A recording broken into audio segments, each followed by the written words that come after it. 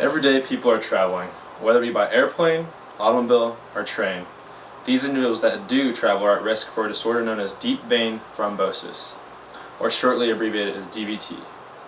DVT is a disorder that the majority of individuals develop and they are unaware of it, but it can result in a pulmonary embolism, or a PE.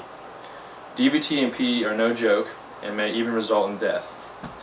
According to the Center for Disease Control, about 600,000 Americans have DVT or a pulmonary embolism, and about 60,000 of those that have a pulmonary embolism will die this year. Most individuals develop DVT when they are sitting for an extended period of time. While these individuals are sitting, they sometimes develop blood clots in the deep veins of their legs. By developing DVT, you are at risk of a pulmonary embolism. A pulmonary embolism is when the blood clot dislodges and travels towards your heart or lungs or even your brain. If this were to occur, the likely result is death.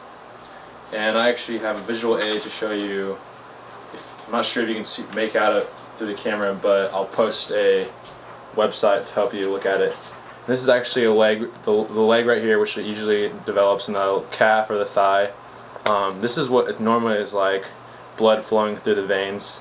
And then when you develop DVT, deep vein thrombosis, the actual clot develops in your vein.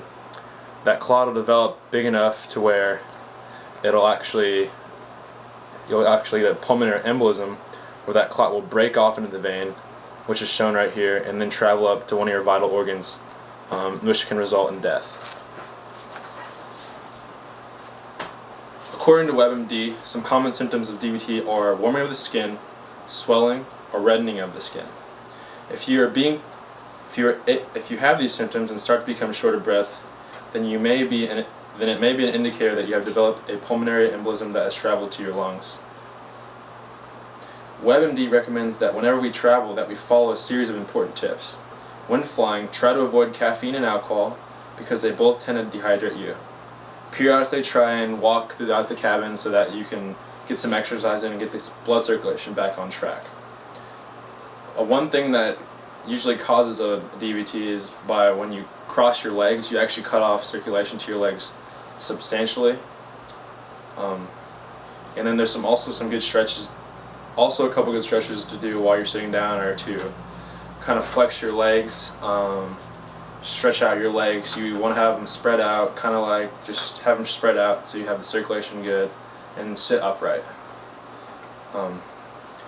Some treatments for DVT are anticoagulants, which actually reduce the clotting in your blood, and there's also some socks that you can wear that compress your legs, not to the point where it cuts off your circulation, but helps circulation so that it can go up to the heart and lungs, so that you don't develop DVT.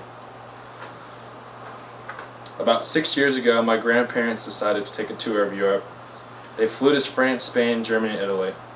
While landing on their final flight back to the United States, my grandmother on my mom's side collapsed and passed away suddenly.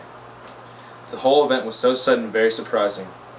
After finding out what happened, we were told that my grandmother had developed deep vein thrombosis from flying on an airplane for an extended period of time. On that final flight, the deep vein thrombosis disorder had developed into a pulmonary embolism. When we were told of this, we were shocked and also unaware of what deep vein thrombosis was, as well as a pulmonary embolism.